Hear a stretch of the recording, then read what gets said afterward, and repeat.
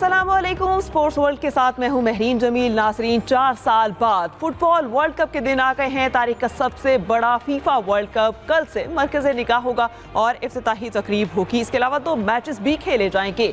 FIFA की तरफ से जारी किए गए नूरा फतेह के वर्ल्ड कप सॉन्ग और इफ्तिताही तकरीब की रिहर्सल की वीडियो का कुछ हिस्सा भी इस प्रोग्राम का हिस्सा बनाएंगे। पहली बार 48 टीमें और 104 मैचेस खेले जाएंगे। पुर्तगाल के क्रिस्टियानो रोनाल्डो, अर्जेंटाइन के लियोनेल मेसी और मेक्सिको के गिलिवर मोवा अपना 6वां वर्ल्ड कप खेलेंगे और पाकिस्तानी फुटबॉल मुसलसल 4थे वर्ल्ड कप में एक बार फिर मरकज़े निगाह होगा। इसके अलावा पाकिस्तानी वालिद और इराकी माँ का बेटा पाकिस्तानी नायाब फुटबॉलर ज़ैदान इकबाल भी पहली बार मेगा इवेंट में हिस्सा ले रहे हैं।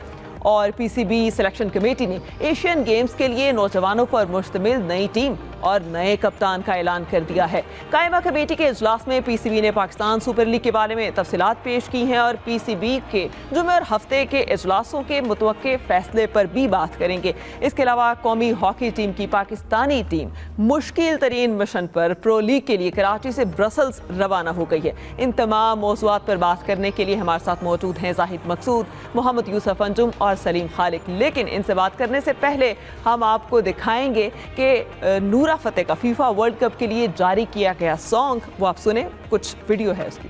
और फुटबॉल की तारीख में पहली बार 3 मुल्क मेज़बान हैं, इसलिए कल मेक्सिको में इफ्तिताही तकरीब होगी। परसों कनाडा और अमेरिका में भी इफ्तिताही तकरीब शेड्यूल है। इफ्तिताही तकरीब की रिहर्सल की कुछ झलकियाँ आप भी देखिए। फीफा वर्ल्ड कप के हवाले से पैकेज आपने देखा, तो सबसे पहले बात का आगाज़ करेंगे जाहिद मकसूद साहब से। जाहिद साहब, 23वां फीफा वर्ल्ड कप है, तारीख का सबसे बड़ा इवेंट करार दिया जा रहा है, इस बार ऐसा क्या खास है? देखिए, पहली दफ़ा 48 टीमें हैं महरीन इसमें और 104 मैचेस खेलेंगी। 1248 खिलाड़ी जो हैं वो एक्शन में होंगे और पहली दफ़ा ऐसा हुआ है कि 3 मुल्क इसके मेज़बान हैं, अमेरिका, मैक्सिको और कनाडा। इसलिए इसके हिस्ट्री का सबसे बड़ा कहा जाता है। 3 प्लेयर ऐसे हैं, जैसा कि आपने इंट्रो में भी कहा था, लियोनेल मेसी हैं, रोनाल्डो हैं और मैक्सिको के मचोआ हैं, जो अपना 6ठी दफ़ा अपना 6ठा वर्ल्ड कप खेलेंगे। तो बहुत सी चीज़ें इसमें हैं जो मुनफरिद हैं, इसलिए इसको तारीख़ का सबसे बड़ा टूर्नामेंट कहा जाता है, क्योंकि हर टीम को 4 ग्रुपों के 4 ग्रुप बनाए गए हैं। और कल बाकायदा इसका जो है कि मैक्सिको में इसकी इफ्तिताही तकरीब होगी और इसके बाद क्योंकि 3 होस्ट हैं, 3 अलग अलग इसकी तकरीबात हैं और देखने वालों को तकरीबन 39 दिन तक फीफा वर्ल्ड कप जो है, हालांकि पाकिस्तान फ़ुटबॉल तो बहुत पीछे है, लेकिन अब सोशल मीडिया और मीडिया ने यहाँ तक पहुँचा दिया है इस फुटबॉल को कि दुनिया भर की नज़रें जो है इस पर लगी हुई होंगी। और अभी जो इन्फिनिटिनो जो हमारी स्क्रीन पर देखा भी जा सकता है, उन्होंने पाकिस्तानी फ़ुटबॉल उठाकर जो प्रेसिडेंट मोहसिन गिलानी है उनको खराज तहसीन भी पेश किया। पाकिस्तान फ़ुटबॉल का भी उन्होंने इस मौके पर ख़ास तौर पर जिक्र किया। सही। अच्छा सलीम खालिक साहब, पाकिस्तान फुटबॉल जो है वो तो कहीं दूर सियासत में गुम है, लेकिन शहर सियालकोट के बने फुटबॉल ने मुल्क का नाम रोशन कर दिया है। बिल्कुल ऐसा ही है और सियालकोट कब से खेलों का जो सामान है उसके हवाले से शोहरत रखता है, लेकिन फ़ुटबॉल वर्ल्ड कप जब भी होता है तो यहाँ पाकिस्तान की बनी हुई जो बॉल्स हैं उनका तस्करा किया जाता है और ज़ाहिर है मेयार अच्छा है तभी बार बार मौके मिलते हैं। इस बार भी ऐसे ही है और हम पाकिस्तानी, हमारी टीम तो दूर दूर तक शामिल नहीं है, शायद हमारी जो अब नेक्स्ट जनरेशन है वो भी नहीं देख सके कब जाके पाकिस्तानी टीम वर्ल्ड कप में खेले। तो उस वक्त तक हम इसी पे खुश होते हैं कि चलो ये जो खिलाड़ी ये बॉल को किक लगा रहे हैं वो हमारे मुल्क में बनी हुई है। और अब फ़ुटबॉल का एक शौक़ तो है, बहुत सारे लोग अभी फ़ुटबॉल में दिलचस्पी लेंगे। तकरीबन ये 1 महीने से ज़्यादा अरसे तक टूर्नामेंट चलेगा, जैसे जाहिद साहब बता रहे हैं 48 टीम्स हैं। बहुत शुरू में तो ऐसे ही है कि कई छोटी टीमें भी शामिल हैं। एक टीम के बारे में कल मैं पढ़ रहा था जो सबसे छोटी टीम है कि वो अपने स्कूल बस में आ रही है और उसके प्लेयर्स जो हैं नंगे पाँव साहिल समंदर पर ट्रेनिंग कर रहे हैं। ऐसी बड़ी कई इंटरेस्टिंग स्टोरीज़ हैं, कई बड़े नाम भी हैं, रोनाल्डो हैं, मेसी हैं और हर बार फुटबॉल वर्ल्ड कप होता है तो कई नए स्टार्स भी जो हैं वो उभर कर सामने आते हैं। इस बार भी ऐसा ही होगा। टाइमिंग ऐसे हैं जैसे पहला मैच होना है रात 12 बजे पाकिस्तान के। इस वक्त ऐसा होता है कि अमूमन लोग घर पे आके बैठ के मोबाइल फ़ोन पे अपने स्क्रॉलिंग कर रहे होते हैं, तो अब अच्छा है मैच देखेंगे। और अच्छी बात ये है कि फ़ुटबॉल का गेम बड़ा आसान है, सबको पता है। वो लाल शर्ट पहना है उसको उधर गोल करना है, पीली शर्ट वाले को उधर गोल करना है, तो अपना आराम से लोग इंजॉय करते हैं। बहुत सारे गेम्स ऐसे हैं इंटरनेशनल जो काफ़ी लोगों को समझ में भी नहीं आते।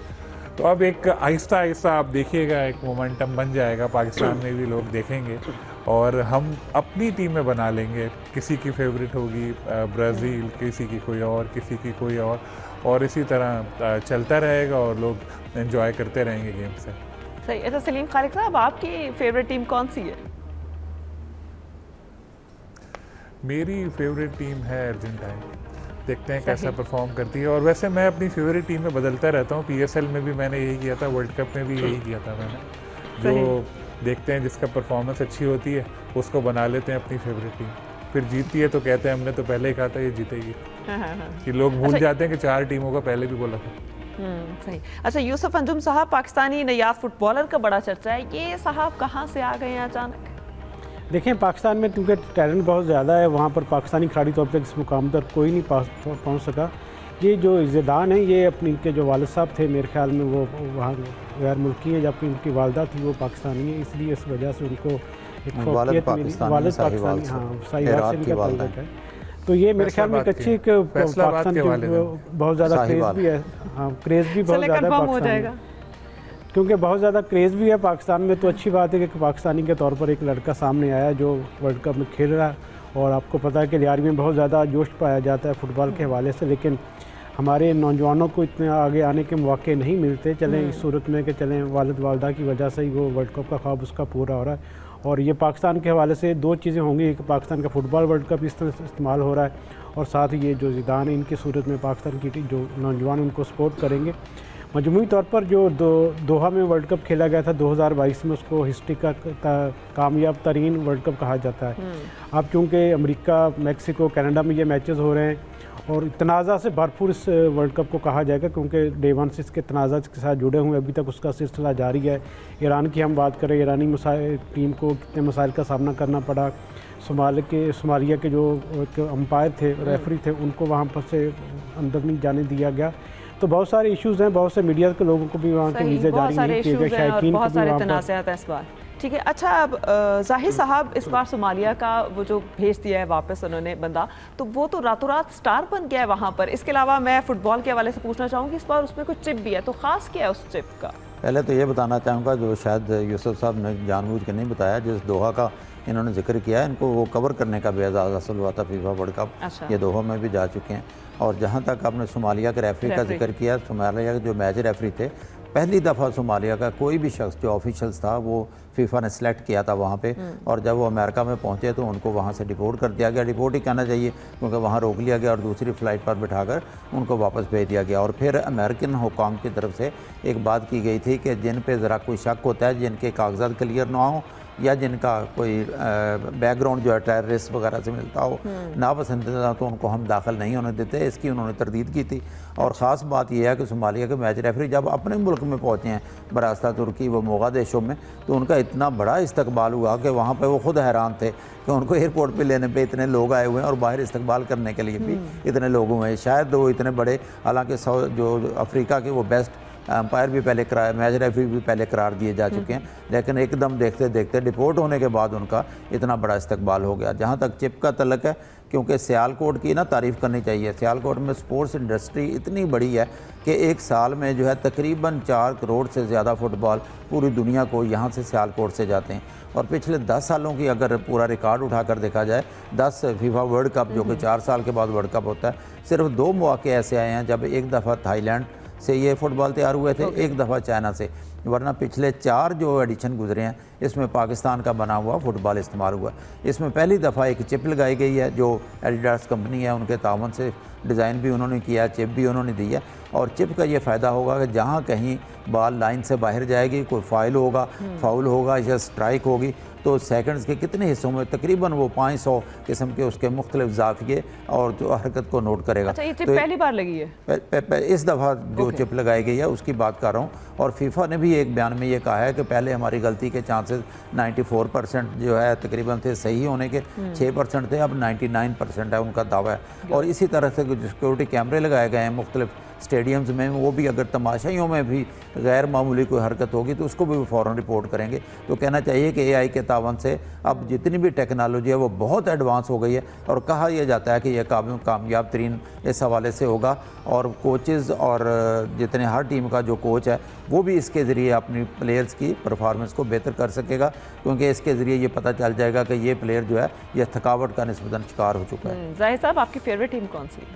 देखें, अभी तो टूर्नामेंट का आगाज़ होगा, आगाज़ होने के बाद एक अंदाज़ा नज़र आता है कौन सी टीम में बेहतर है। लेकिन इससे पहले जब भी मैं देखता हूँ तो ज़्यादा से ज़्यादा मुझे फ्रांस की टीम पसंद है। एम्बापे, आपको याद होगा पिछले वर्ल्ड कप फाइनल में भी अर्जेंटाइन जीत गई थी, लेकिन क्या खूबसूरत एम्बापे ने गोल किए थे। दूसरी टीम मेरी स्पेन है और पहली फ्रांस मेरी फेवरेट है। ठीक है। अच्छा सलीम खालिक साहब, दिफाई चैंपियन अर्जेंटाइन क्या लगता है इस बार अपने टाइटल का दिफा कर पाएगी? कॉन्फिडेंट होगी या प्रेशराइज होगी? देखिए, अब तक की जो परफॉर्मेंस है और जो मैं पढ़ रहा था मुख्तलिफ माहिरीन की जो राय है, क्योंकि हम तो मौसमी एक्सपर्ट्स हैं ना, फुटबॉल है तो फुटबॉल वर्ल्ड कप की बात करें, हॉकी होगा हॉकी पे बात कर रहे होंगे, लेकिन जो बाहर के जो ऐसे माहिरीन हैं वो तो यही कह रहे हैं कि अभी भी उनके पास अच्छे चांसेस हैं जीतने के लिए, और जो तैयारियां चल रही हैं वो भी ऐसी ही लग रही हैं। तो मुझे लगता तो यही है कि इस बार भी उनके पास अच्छा मौका मौजूद होगा। लेकिन इससे ज़्यादा जो मसाइल अभी चल रहे हैं वो ये हैं कि फुटबॉल पर बात नहीं हो रही। जैसे हमने अभी क्रिकेट में देखा था, इंडिया पाकिस्तान की लड़ाई पे ज़्यादा बात हो रही थी, वर्ल्ड कप पे गेम पे बात नहीं हो रही थी। अभी भी यही है, फ़लाने को रेफरी को एंट्री नहीं मिली, फ़लाने को वीज़ा नहीं मिला, फ़लाने को टिकट नहीं मिली, ईरान के साथ ये मसला है, यही चल रहा है। तो क्रिकेट में तो ये हुआ था कि जब मैच ख़त्म हो गया था, उनका इंडिया पाकिस्तान का मैच हो गया था, तो उसके बाद फिर टीम की और प्लेयर्स की परफॉर्मेंस पे डिस्कशन ज़्यादा हो रहे थे। तो होपफुली यहाँ भी अब ऐसा ही होगा, और अगर मैं गलत नहीं हूँ 3 मैच खेलने हैं ईरान को, तो उनके जब मैचेस ख़त्म हो जाएंगे तो उसके बाद फिर फोकस फुटबॉल के ऊपर ही आ जाएगा। लेकिन इस वक्त अगर आप इंटरनेशनल मीडिया को देखें, जो मैं भी देख रहा हूँ, तो उसमें ये बहस कम हो रही है कि ये प्लेयर बहुत अच्छा खेलेगा, ये टीम बहुत आगे जाएगी। ज़्यादातर यही खबरें चल रही हैं, जैसे ये रेफरी वाली बात हुई है, उसको डिपोर्ट किया, ईरान के साथ कल टिकट्स वाला इशू था, उनके ऑफिशियल्स को वीज़े नहीं मिले, और उनको सिक्योरिटी कैसे मिलेगी। ईरान की टीम को कहा गया है मैच के दिन आएँ और मैच खेलते ही वापस मैक्सिको चले जाएं अपने। तो इधर ही ज़्यादा बात हो रही है। और ऑन अ लाइटर नोट, आपने नूरा फतेही का गाना तो शुरू में दिखा दिया, जो मैंने देखा नहीं, रात में देखूंगा मैं कौन सा था। लेकिन और भी जो इफ्तिताई तकारीब हो रही हैं उसमें बहुत बड़े बड़े सिंगर्स और जो परफॉर्मर्स हैं वो उसमें शामिल होंगे, तो अच्छा खासा हल्ला गुल्ला होना है। लेकिन बात यही है कि अब लोगों का जो इंटरेस्ट है वो खेल की तरफ लाना पड़ेगा। ये पॉलिटिकलाइज बहुत ज़्यादा हो गया है ये वर्ल्ड कप, और होपफुली आगे जो मैचेस होंगे खैर खैरियत से अच्छी तरह हो जाएंगे, ताकि लोग एंजॉय करते रहें फुटबॉल को।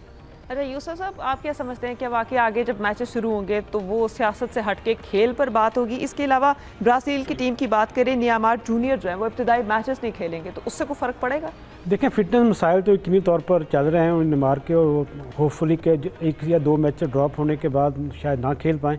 लेकिन उसके बाद उनके कमबैक के हवाले से उनकी जो रिपोर्ट्स हैं उसके बारे में बताया गया कि वो अगले मैचेस में यकीनी तौर पर उसका हिस्सा होंगे। यकीनी तौर पर ये फुटबॉल को वर्ल्ड कप है, कई स्टार्स को जन्म देता है। हम लियोनेल मेसी की बात करते हैं, रोनाल्डो की बात करते हैं, नेमार जूनियर की बात करते हैं, दीगर जो यंगस्टर उनके पास भी बड़ा अच्छा मौका होगा कि जो वर्ल्ड कप है इसके ज़रिए अपनी अच्छी परफॉर्मेंस देखकर अपना कमबैक करें और अपनी जगह बनाएं। क्योंकि आपको पता है कि ये दुनिया में सबसे ज़्यादा खेला जाने वाला और देखा जाने वाला इवेंट होता है। तो इसका सबको इंतज़ार है कि ये मुकाबले शुरू हों, लेकिन चूँकि तनाज़ात इसके साथ साथ जुड़े हुए हैं, सियासत भी इसका हिस्सा बनी हुई है, जिसकी वजह से ये जो तनाज़ात के हवाले से ये जो फुटबॉल वर्ल्ड कप होगा इसको हमेशा याद रखा जाएगा। फीफा की तरफ से भी यकीनी तौर पर बहुत सी पॉलिसियों पर नज़रसानी करने की ज़रूरत है, ख़ुसूसन जो ये सियासत का इसमें से भी अमल दखल इसको थोड़ा कम करना पड़ेगा। क्योंकि खेल नाम ही अपना स्पोर्ट्स के हैं, प्यार मोहब्बत के हैं, भाईचारे के हैं, यूनिटी के हैं, तो इसमें सियासत नहीं होनी चाहिए, चाहे फुटबॉल हो चाहे कोई भी खेल हो। तो यकीनी तौर पर फीफा भी इस तरफ देखेगी, और आइंदा जो भी मेज़बान होगा उसके बारे में पहले से ही चीज़ें तय की जाएंगी कि शायकीन को कोई मसाइल का सामना नहीं पड़ेगा। खिलाड़ियों के हवाले से जो वीज़ा पॉलिसी होगी वो नुमायाँ और कामयाब होगी। इस तरह की बहुत सी चीज़ें जिनको यकीनी तौर पर फीफा अपने तौर पर देखने की कोशिश करेगा। सही। अच्छा जाहिर साहब, एशियन गेम्स पर आने से पहले एक आखिरी सवाल, रोनाल्डो का क्या ये आखिरी वर्ल्ड कप है? इसके अलावा इंग्लिश फुटबॉल की टीम जो है वो बैट बॉल के साथ प्रैक्टिस कर रही थी। देखें बेसिकली रोनाल्डो अब 40 साल के हो गए हैं ओके और जो बड़े खिलाड़ी हैं 38 साल के मेसी हो गए हैं, तो लगता तो ये अब 40 साल में भी खेलना और इस सतह पे खेलना। आपको याद होगा अभी उन्होंने अपनी चैंपियन बनवाए, सऊदी प्रो लीग में उन्होंने अल नसर क्लब को चैंपियन बनवाया और रोनाल्डो 100% हमें वहाँ फिट दिखाई दिए हैं। जब रोनाल्डो को टीम में लिया है तो पुर्तगाल के हेड कोच जो है प्रेस कॉन्फ्रेंस थे सबसे ज़्यादा सवाल रोनाल्डो के हुए और उन्होंने कहा था कि उन्हें अब भी उम्मीद है कि रोनाल्डो हमें वही कुछ दे सकते हैं जो हम उनसे तवक्को करते हैं। तो बहुत से सीनियर खिलाड़ी हैं, इसमें वर्ल्ड कप में 7 खिलाड़ी ऐसे हैं मुख्तलिफ टीमों के जिनकी उम्रें 40 साल से ज़्यादा हो चुकी हैं। तो 40 साल के बाद अगला वर्ल्ड कप क्योंकि 4 साल के बाद होता है तो बड़ा मुश्किल है कि फिर रोनाल्डो जो है अगला वर्ल्ड कप भी खेल सकें। मेसी का भी अभी मेरा ख्याल है यह आखिरी वर्ल्ड कप ही होगा। सही, देखते हैं कि क्या इन दोनों का ये आखिरी वर्ल्ड कप है। नाज़रीन, एशियन गेम्स पर और मज़ीद खबरों पर भी बात करेंगे, लेकिन एक ब्रेक के बाद हमारे साथ रहिएगा। वेलकम बैक नाज़रीन, अब कुछ बात करेंगे एशियन गेम्स के हवाले से। सलीम साहब, एशियन गेम्स में पाकिस्तानी क्रिकेट टीम का जो है वो ऐलान कर दिया गया है, नए खिलाड़ी हैं, नया कप्तान है, सीनियर्स को नज़रअंदाज कर दिया गया है, फैसला दुरुस्त है? देखिए, इंडिया की भी जो टीम अनाउंस हुई है उसमें उन्होंने रखे हैं सीनियर प्लेयर, बुमराह भी हैं मेरा ख्याल है उसमें। इस लिहाज से अगर हम देखें तो हमने सारे ही यंगस्टर्स इसमें शामिल किए हैं। साहबजादा फरहान को कैप्टन बनाया है। कुछ पुराने प्लेयर भी हैं जैसे साइम भी हैं, अबरार भी हैं, सुफियान भी हैं। 4 ऐसे प्लेयर हैं जिन्होंने अभी तक डेब्यू नहीं किया। एक बोल्ड डिसीजन है जो आजकल की जदीद क्रिकेट होती है उसमें होता तो यही है कि ज़्यादातर यंगस्टर्स को मौका दिया जाता है लेकिन साथ में सीनियर्स भी होते हैं। लेकिन जो हमारे ये सीनियर हैं उनकी कोई फॉर्म इतनी गैर मामूली है नहीं, लेकिन अभी खैर टूर्नामेंट में टाइम है तो हो सकता है तब तक सूरत हाल चेंज हो। लेकिन एकदम से ये सारों को बाहर कर देना, जैसे जो खेलते हैं रेगुलर T20 उन सब को बाहर करना, ये थोड़ा सा अजीब भी लग रहा है। देखते हैं कि परफॉर्मेंस कैसी रहती है। देखें, अमूमन होता यही है कि जब ये एशियन गेम या इस तरह का कोई इवेंट आता है ना तो हमारे सेलेक्टर्स इनको लाइटली लेते हैं कि यार चलो ये तो इधर तो किसी को भी भेज देंगे, होकर आ जाएगा। लेकिन इन इवेंट की एक अलग ही अहमियत है। ये जो मेडल लगता है ना जब यहाँ पर, तो उसका एक अलग ही अहमियत होती है, एक अलग ही उसका मज़ा होता है। तो इनको भी सीरियस लेना चाहिए। 2-1 अगर रख लेते कोई ऐसे प्लेयर तो और हमारी टीम बैलेंस हो जाती, क्योंकि पिछला जो हुए थे उसमें हम लोग नहीं हमने कोई मेडल नहीं जीता था, उस वक्त दौड़ तक नहीं पहुंच पाए थे। बांग्लादेश से हम हार गए थे गालिबन, ब्रॉन्ज वाला जो मैच था। उससे पहले अफ़गानिस्तान ने हमें हरा दिया था। तो ये सब चीज़ें देखते हुए कुछ डिसीजन लेने चाहिए थे। लेकिन अगर दूसरी तरफ अगर हम देखें उस माइंड सेट को सोचें जो इन्होंने अपनाया है, वो ये है कि सारी दुनिया में अब ये रुझान है कि यंग प्लेयर को खिलाया जा रहा है T20 क्रिकेट में, तो क्यों ना हम आगाज़ करें और इधर से ही जाए। फिर बहुत ज़्यादा क्रिटिसिज्म भी अब आता है, चाहे वो शाहीन हो, चाहे वो बाबर हो, चाहे वो शादाब खान हो, इन सब के ऊपर लोग ये भी हम कह सकते हैं कि इनसे अब थोड़ा सा ना एक बदजन हुए हैं जो शायकीन क्रिकेट है कि यार इतने इन लोगों को चांस मिल गए, इतने ICC इवेंट हो गए, ये कभी कोई परफॉर्म करके ही नहीं देते, तो चलो नए बच्चों को आजमा के देख लेते हैं। तो होपफुली टीम हमारी बेहतर परफॉर्म करेगी और मेडल लेकर आए साथ, तो बात है। चलें, उम्मीद है। इसके अलावा नाज़रीन, आपको बताते हैं कि कायमा कमेटी का इजलास हुआ है इस्लामाबाद में और हमारे नुमाइंदे इस्लामाबाद से जुल्फ़कार बेग हमारे साथ मौजूद हैं। उनसे जानते हैं कि कायमा कमेटी का इजलास हुआ है, PSL की उन्होंने ब्रीफिंग दी है, तो क्या कुछ हुआ है डिस्कस? जी जुल्फ़कार, बताएगा। जी, सेनेट की जो कायमा कमेटी बराए काबीना सेक्रेटरीट का इजलास आज इस्लामाबाद में मुनक़िद हुआ है। सेनेटर राना महमूद हसन की ज़ेर सदारत ये बड़ा गर्मा गर्मी वाला ये इजलास था और इसमें काफ़ी चीज़ें क्रिकेट की डिस्क्लोज हुई हैं, चीज़ें सामने आई हैं जो पाकिस्तान क्रिकेट बोर्ड की तरफ से, मैनेजमेंट की तरफ से डिटेल्स और तफसीलात कमेटी को बताई गई हैं। उसमें ये भी बताया गया है कि खतीर रकम तनख्वाह की मद में क्रिकेट बोर्ड के जो अफसरान हैं वो लेते हैं और बहुत सारी मराद भी इनको मिलती हैं। और इस हवाले से जो कायमा कमेटी के मेम्बरान हैं उनका ये कहना था कि इस कमेटी को फाल करने के लिए मज़ीद अच्छे इक़दाम किए जाएँ और पाकिस्तान क्रिकेट बोर्ड के अंदर जो मैनेजमेंट है उसको मज़ीद बेहतर किया जाए। मेम्बरान का जो बोर्ड है उसको भी बढ़ाया जाए, इसमें खातून मेंबर को रखा जाए और इसके साथ साथ गिलगित बल्तिस्तान, आज़ाद कश्मीर को भी नुमाइंदगी दी जाए इस क्रिकेट बोर्ड के अंदर। और इस हवाले से काबीना से मंजूरी लेने के लिए उनका ये कहना था, समीर अहमद जो पाकिस्तान क्रिकेट बोर्ड के सीनियर ऑफिसर हैं, उनका कहना था कि हम इस हवाले से अपनी कैबिनेट से इसकी मंजूरी लेंगे। और उसके साथ साथ उन्होंने ये भी बताया कि एक क्रिकेट स्टेडियम पर 12 से 14 अरब रुपये में तैयार होता है। तो इस हवाले से जो रेवेन्यू जनरेट करता है पाकिस्तान क्रिकेट बोर्ड, उसके जरिए ना सिर्फ क्रिकेट को इंफ्रास्ट्रक्चर को डेवलप किया जाता है बल्कि इंटरनेशनल स्टैंडर्ड के यहाँ पे वेन्यूज और उसके इकदाम भी किए जाते हैं। जी सही। अच्छा सुल्फर, ये भी बताएगा कि इस बार PSL खासा मुनफरिद रहा, जो नेक्स्ट टाइम PSL है उसमें भी कुछ डिफरेंट करने का सोचा जा रहा है, मुनाफा बढ़ेगा क्या? जी डेफिनेटली पाकिस्तान का जो मोस्ट पॉपुलर गेम क्रिकेट है और इसके काफ़ी ज़्यादा रेवेन्यू इससे जनरेट होता है। वेन्यूज़ को भी अपग्रेड किया जा रहा है और जहाँ तक मुनाफे का ताल्लुक है डेफिनेटली इंटरनेशनल बिडर्स भी इसमें शामिल होते हैं, उनकी भी टीमें होती हैं, स्पॉन्सर किए जाते हैं टीमों को। तो यकीनन खुशाइन बात होगी जो नेक्स्ट जो PSL होगी, जो PSL 12 होगी, उसमें डेफिनेटली बड़े स्पॉन्सर्स भी आएंगे और रेवेन्यू भी जनरेट होगा। इसके साथ साथ खुशाइन बात यह है कि रावलपिंडी के अंदर जो स्टेडियम है उसकी जो क्राउड की लिमिट है वो कम है। तो इसके अलावा रावलपिंडी इस्लामाबाद में एक बैनुल अक़वामी मेयार का एक स्टेडियम तामीर किया जाएगा 2027 में मुकम्मल हो जाएगा। इस वेन्यू के मुकम्मल होने से न सिर्फ क्रिकेट को फ़रोग़ हासिल होगा बल्कि हॉस्पिटैलिटी और दीगर जो अखराजात है उसमें खासी क्रिकेट बोर्ड को कमी भी आएगी, क्योंकि लॉजिस्टिक स्पोर्ट के मामलात में एयरपोर्ट से स्टेडियम तक टीमों को लाना या होटल्स तक लाना काफ़ी दुश्वारी का सामना करना पड़ता है। लेकिन ये जो नया जो स्टेडियम बन रहा है D12 के अंदर, ये एयरपोर्ट के करीब होगा, 7 स्टार होटल भी बन रहे हैं, तो इससे काफ़ी ज़्यादा रेवेन्यू भी जनरेट होगा, टूरिज्म भी जनरेट होगी और स्पॉन्सरशिप को भी ज़्यादा माइलेज मिलेगा। जी सही, स्पॉन्सरशिप को भी ज़्यादा से ज़्यादा माइलेज मिलेगा। जुल्फ़कार बग कायमा कमेटी की इजलास के हवाले से अपडेट करने के लिए शुक्रिया। ज़ाहिर साहब, एशियन गेम्स और एशियन गेम्स में पाकिस्तानी क्रिकेट टीम के हवाले से दोबारा बात करें। साहबजादा फरहान को कप्तानी दे दी गई है, क्या वो अपनी परफॉर्मेंस बरकरार रख पाएंगे और सीनियर्स को ऐड नहीं किया, तो इस पर क्या करेंगे? देखिए, मेरे यकीनी तौर पर सिलेक्शन कमेटी या PCB के का टारगेट होगा 2028 का वर्ल्ड कप। यही लगता है कि सामने रखते हुए उन्होंने एशियन गेम के लिए टीम बनाई है। अलबत्ता ये अभी तक क्लियर नहीं है कि क्या साहबजादा फरहान को मुस्तकबिल में भी कप्तान बनाया जा रहा है T20 का, क्योंकि फ़िलहाल एशियन गेम्स की क्योंकि इन्होंने एंट्री देनी होती है। गेम्स के एक रूल्स होते हैं कि फलां मुकर्रर तक अपने प्लेयर्स के नाम देने होते हैं, इसलिए टीम का ऐलान किया गया। और जो 6 या 7 सीनियर खिलाड़ी थे जिनका बहुत हद तक पाकिस्तानी टीम जिन पर इन्हिसार करती रही है, फ़खर जमान नहीं है, बाबर नहीं है, शाहीन नहीं है, नसीम नहीं है, रिजवान नहीं है, यहाँ तक कि T20 के जो हमारे अब तक के कप्तान है सलमान आगा, वो भी इसमें नहीं है। तो ओवरऑल अगर जायज़ा लिया जाए, टीम के नाम देखे जाएँ तो एक अच्छी टीम का इंतखाब किया गया है। 1-2 प्लेयर्स पे बात की जा सकती है कि उनको होना चाहिए, वो मेरा ख्याल है हर शख्स की एक अपनी राय भी हो सकती है। या अगर परफॉर्मेंस की बेस पे बात की जाए तो एक को साइम अयूब के बारे में बात की जा सकती है। T20 की उनकी अच्छी परफॉर्मेंस नहीं थी, शायद उनके बॉलिंग का एज दिया गया है, लेकिन ऑलरेडी क्योंकि मौसदाकत साहबजादा फरहान 2 ओपनर मौजूद हैं, फिर ज़ाहिर है या साइम को बाद में भेजना पड़ेगा या साहबजादा को नीचे आना पड़ेगा। तो लेकिन ओवरऑल एक अच्छी टीम है।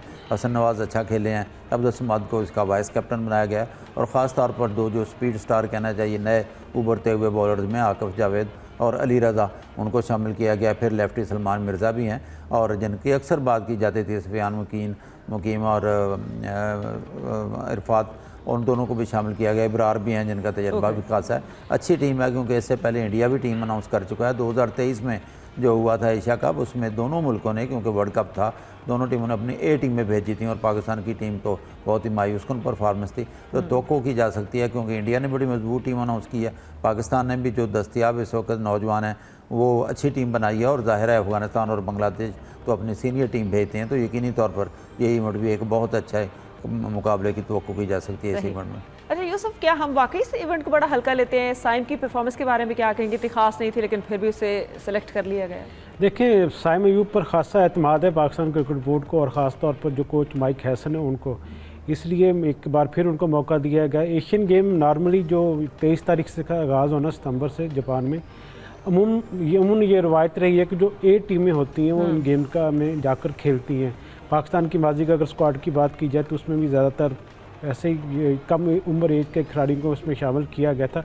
अब क्योंकि पहली बार हैरान कुन हो कि इंडिया की टीम ने अपनी तो पूरी की पूरी जो उनकी सीनियर टीम कह लें आप उसको, उन्होंने उसकी अनाउंसमेंट की है कि जी गोल्ड मेडल कहीं हाथ से ना निकल जाए, क्योंकि आपको पता है कि एशियन गेम्स के बाद लॉस एंजल्स ओलंपिक्स में भी क्रिकेट को शामिल किया गया है। इसलिए इसका जो क्रेज़ है ये बढ़ाने की कोशिश की गई है। नॉर्मली अगर देखा जाए तो पाकिस्तान की टीम की ये जो हमें अनाउंस की गई है, इसमें 1-2 चेहरों के अलावा सारे तकरीबन वही खिलाड़ी होंगे जो आइंदा पाकिस्तान की नुमाइंदगी करेंगे। अच्छी बात है कि साहबजादा फरहान को उसका कप्तान बनाया गया। मुझे तो ये लग रहा है कि आइंदा आने वाले दिनों में हम ये भी खबर सुनेंगे कि साहबजादा फरहान ही को पाकिस्तान टीम का मुस्तकिल T20 का भी सीनियर का कप्तान बनाया गया है। और इसके साथ साथ बेहतर होता अगर उस्मान खान की जगह मगाजी गौरी को मौका देते, क्योंकि यंगस्टर को जब तक हम प्रमोट नहीं करेंगे ऐसे मुकाबलों में तो उससे फिर उनकी जो मोराल है वो ज़्यादा इतना अच्छा नहीं होगा। मजमूई तौर पर पाकिस्तान की टीम अभी तक एशियन गेम्स में कोई भी मेडल नहीं जीत पाई। 4 बार एशियन गेम्स में क्रिकेट को शामिल किया गया, 2010, 2014 और उसके बाद 2022 थी एशियन गेम, उसमें पाकिस्तान टीम ने हिस्सा लिया था। इसके साथ साथ अब वुमेन टीम का भी अनाउंसमेंट होने वाली है और जो मेंस की 10 टीमें इसमें हिस्सा ले रही हैं, जो वुमेंस की टीम है वो 8 टीमें इसमें गेम्स में खेलती नज़र आएंगी। ठीक। अच्छा सलीम खालिक साहब, आप क्या कहेंगे? बॉलर हैं मोहम्मद अली, बहुत अच्छे, उन्हें ऐड नहीं किया गया। साइम अयूब की जगह अगर उन्हें रख लिया जाता ज़्यादा बेहतर ना होता? इसके अलावा जो मिडिल ऑर्डर है पाकिस्तान का, वो आपको ठीक लग रहा है? साइम अयूब तो एक बेसिकली तो वो एक बैट्समैन है ना, एग्रेसिव बैट्समैन, और जो बात होती है तो वो इसी पे होती है। तो बॉलिंग तो एक उनका एडवांटेज है, ये नहीं कहा जाता उनको कि वो रेगुलर कोई ऑलराउंडर है। मोहम्मद अली ने PSL में तो अच्छा परफॉर्म किया था और गालिबन उनको भी टेस्ट भी खिलाया जाएगा वहाँ वेस्ट इंडीज़ में। लेकिन यहाँ पर जैसा आपने देखा कि ज़्यादातर बिल्कुल 20s में या थोड़ा सा 30 के कुछ प्लेयर ऐसे रखे हैं, तो ये सेलेक्टर्स का इन्हिसार उन्हीं की तरफ ज़्यादा है। तो इनका दोनों का तो मुझे लग रहा है कि कोई ऐसा कंपैरिजन नहीं था। बैटिंग ऑन पेपर तो देखें, उस्मान भी हमारे पास होंगे। अब उस्मान ने PSL में नीचे के नंबर पे ही खेलते हुए बेहतर परफॉर्म किया था। सेंचुरी तो हर साल बनाते हैं PSL में, बहुत अच्छी के बारे में क्या उनकी परफॉर्मेंस रहती है।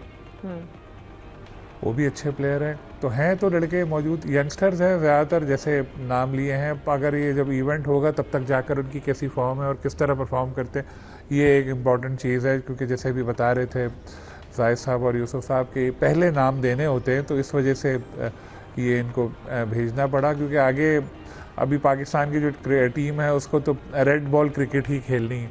लेकिन ये जो लड़के सेलेक्ट हुए हैं, काफ़ी सारे ऐसे ही हैं जो फ्यूचर है हमारी क्रिकेट का, और अच्छा एक मौका तो मिलेगा इनको कि आलमी लेवल पे एक बेहतर परफॉर्म करके और फिर अपना नाम कमाए। लेकिन साथ में 1-2 कोई सीनियर भी रख लेते ना तो ज़रा थोड़ा और बेहतर हो जाता। जैसे जिक्र हुआ कि इंडिया की टीम में तो कई सारे सीनियर्स उन्होंने रखे हैं क्योंकि वो मेडल हाथ से जाने ही नहीं देना चाह रहे। हमें भी थोड़ा मेडल को भी इज्जत देनी होगी कि यार मेडल भी अहमियत रखता है। ट्रॉफीज़ की अपनी अहमियत है एक, लेकिन जो मेडल भी होता है उसकी भी अहमियत होती है। उस चीज़ को भी जहन में रखें क्योंकि एकदम से ये लड़के खेलेंगे और इंटरनेशनल मेयार पे साहबजादा फरहान का भी जितना मेरी नए लड़के एकदम से खेलेंगे, फिर प्रेशर ज़्यादा होगा, फिर ये बात की जाएगी कि नए बच्चे जो है वो प्रेशर को मैनेज नहीं कर पाए। नाज़रीन, वक्त की किल्लत का सामना है। खेल की खबर पर मज़ीद भी बात करेंगे, लेकिन कल आज के लिए हमें इजाज़त दें। खुदा हाफ़िज़।